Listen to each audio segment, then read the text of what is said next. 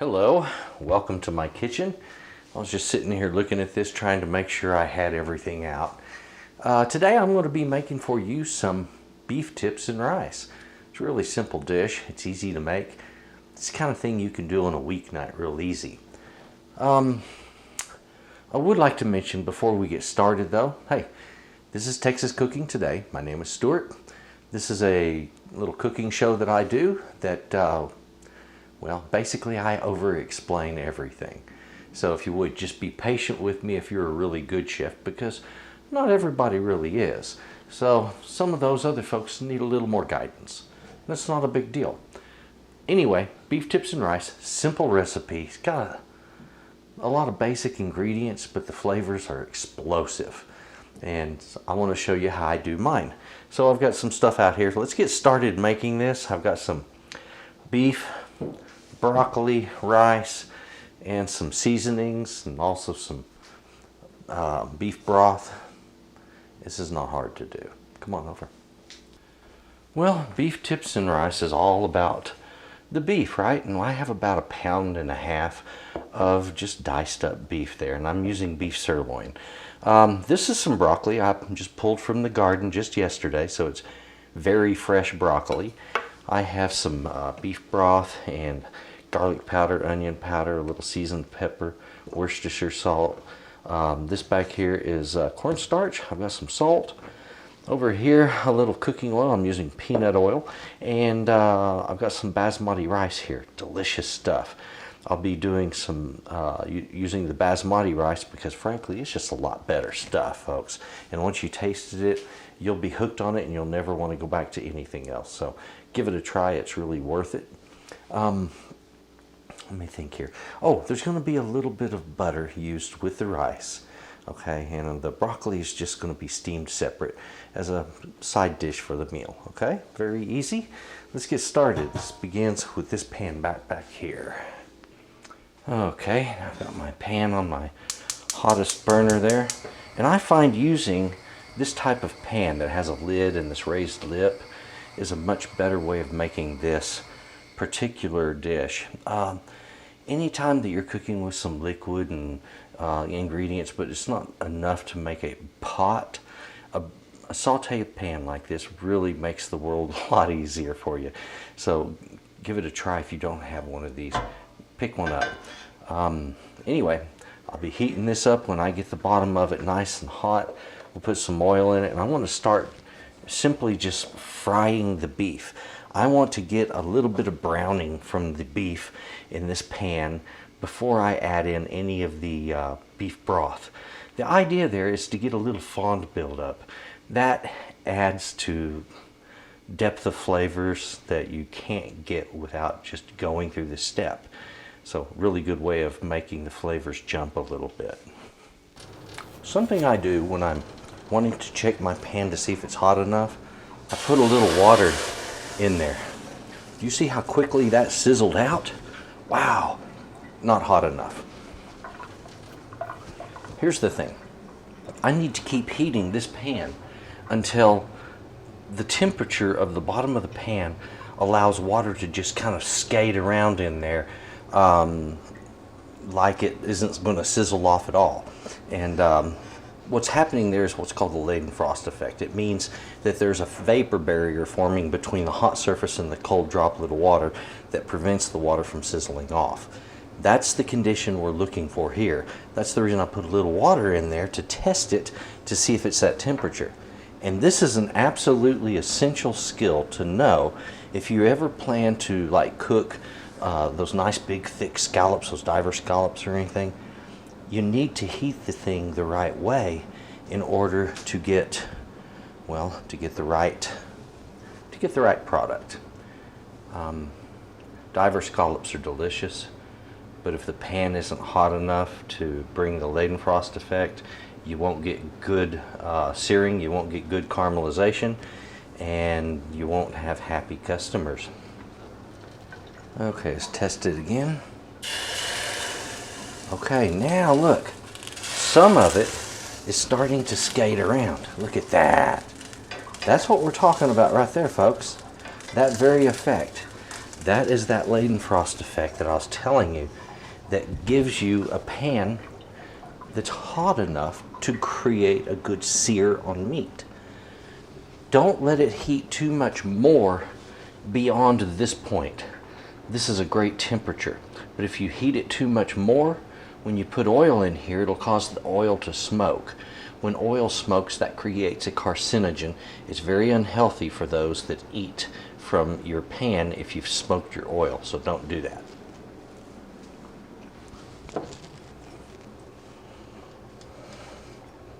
Now I'm patient with this pan because the bottom on it is incredibly thick, and it takes it a minute or two for it to really heat up the right way.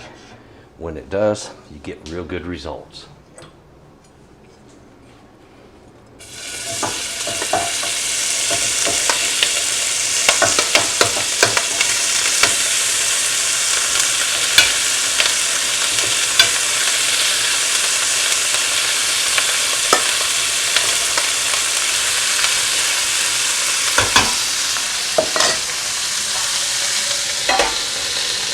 See how I leave that lid cocked?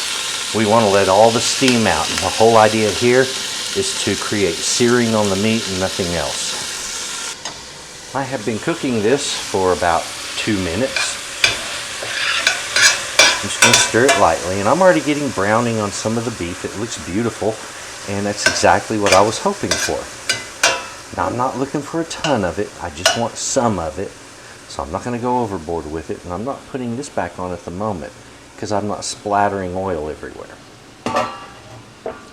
If some of this juice caramelizes in the bottom of the pan, that is just that delicious flavor we're looking for. Okay, so allow that to happen. Keep your flame good and high on this, and let it do its thing. Okay, this time it's been about 3 minutes.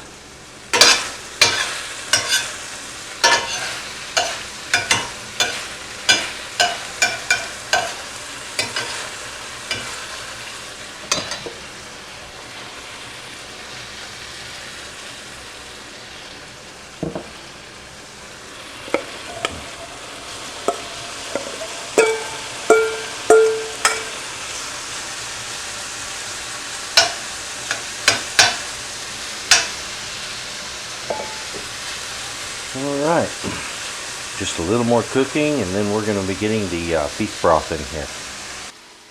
Okie dokie, we gave that about 3 minutes.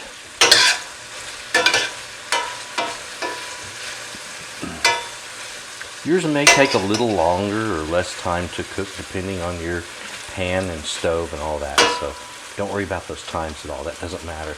Just give this a little bit of cook, a bit of browning. That's the whole idea, is to get flavor at this stage. We're not trying to cook the meat. We're just trying to get a extra flavor. All right, let's check this again. Just push some of that out of the way. Look at that brown we got on the bottom of the pan. That's just the perfect thing and the right amount of brown for it. So, let's pour in some beef broth. I'm just keeping it on a high heat until I can get everything up and bubbling and going nice and strong. Now, I'll say this. Sometimes a dish like this really benefits by adding some acid to it. And we've got a couple of ways of doing that. This is some wine. Not much of it, just about a half a cup in there.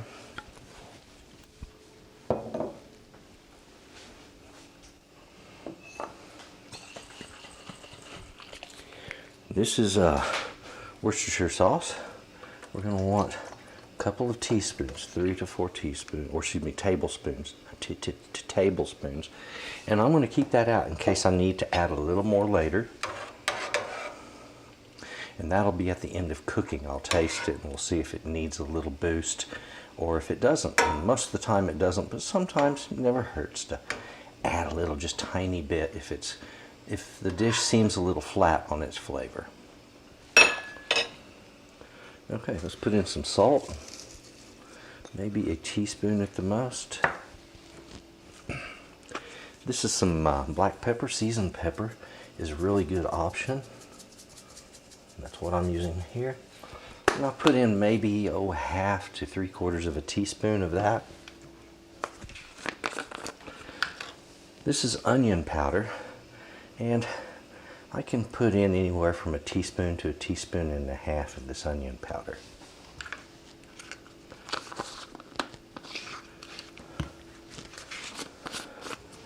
Here I have some garlic powder, about 1/2 to 3/4 of a teaspoon of the garlic powder.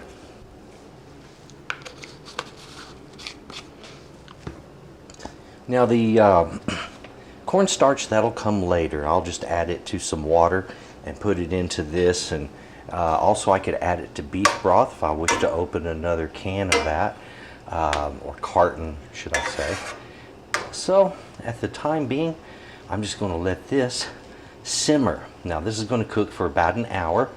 At that point, I will then start the rice, and as the rice is getting cooked, then I'll steam the broccoli, and dinner will be ready all at the same time. So, simple thing to do. Okay, what you see there, that's the right thing. We want it to simmer just like that. Turn that down to low heat. Give it about an hour. Okay, this has been cooking for an hour now, and it is wonderful and tender on the beef. This has just started to boil. So what I want to do here is go ahead and mix in my rice. So what I have there was 2 cups of water, 1 cup of rice, 2 tablespoons of butter, 1 teaspoon of salt.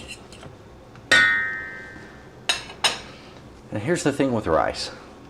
Don't overcomplicate it. Once you've done exactly what I've done right there, all you have to do is wait for it to come back to a boil, which only takes it a moment. When it does, lower the heat to low, put the lid back on it, and give it the cooking time, okay? And don't open it until the end of that cooking time, which in this case will be 12 to 15 minutes. So we'll check this at 12 minutes, see if there's any more water on the bottom. If so, we'll give it a few more minutes.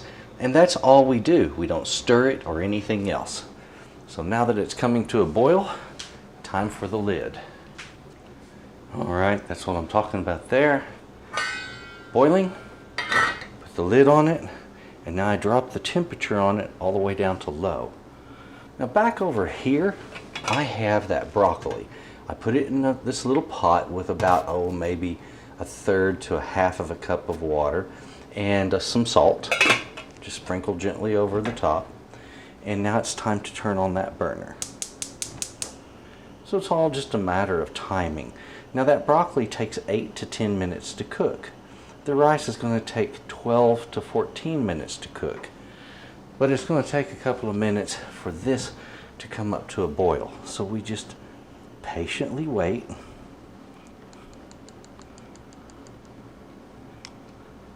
There we go. Have my timer set up for 12 minutes.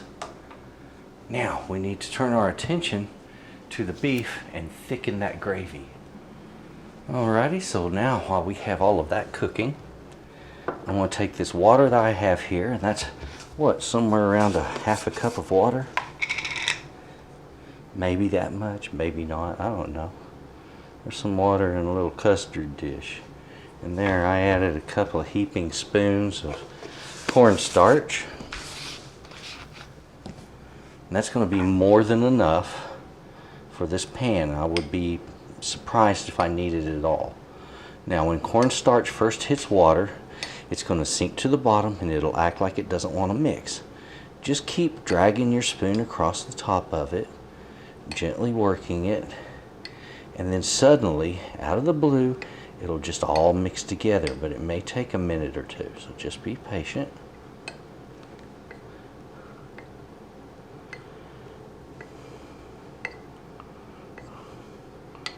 You'll still feel that resistance on the bottom, still pasty down there.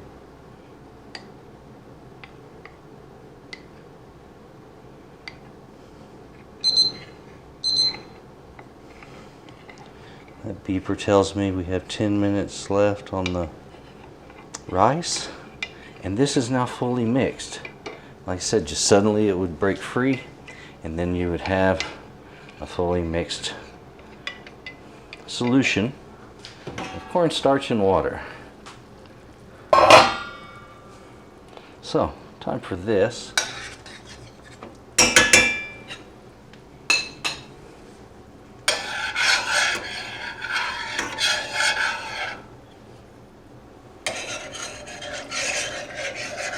Now you always want to stir as you add this stuff. If not, it's going to streak and clump on you and it'll be kind of messy, alright? So definitely stir this as you add the cornstarch mixture.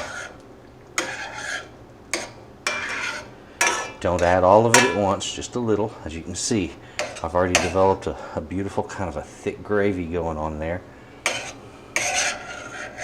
Just a little more, not much.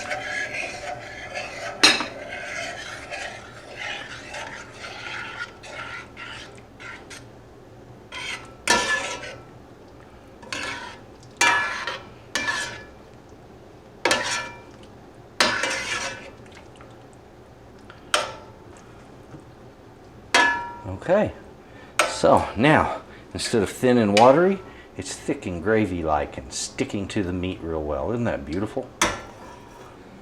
Alright, my 12-minute timer just went off. Now we're going to check and see if this is ready. Just take that lid off. Now, to check rice, just pull a little of it back. If you see water in the bottom like we see there, it ain't done. Let it keep cooking until that water is cooked out. So it's probably going to need another 3 or 4 minutes. Okay, let's plate this, make it look pretty. Alright, ladies and gentlemen, it appears that dinner is ready.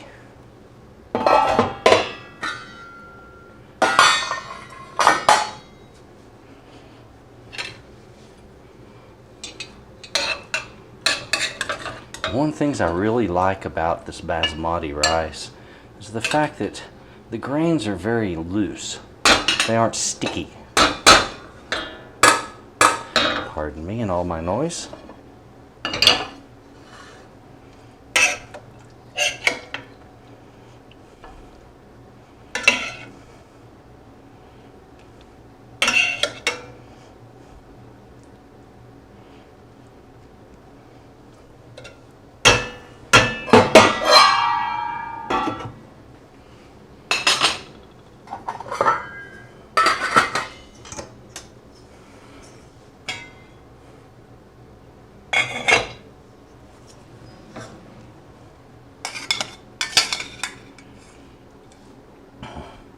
A little bit of fresh broccoli.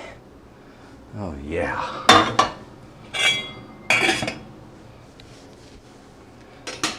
Everything cooked to perfection. Check that out. Is that gorgeous or what? Now, ladies and gentlemen, beef tips and rice, an excellent version of it.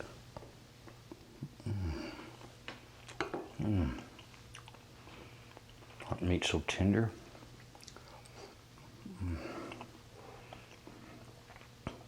And I just love my little broccoli. Well, I'll tell you what. This is going to be one I'm sure you love. It's absolutely delicious. If you would, do me a favor. Down in my comments, tell me what you think. Tell me how you make yours and what you might do differently to this. So I do appreciate you watching. Please subscribe if you haven't done it. Click the like button if you haven't done it. And also, please have you a good day and enjoy your beef tips. Bye-bye.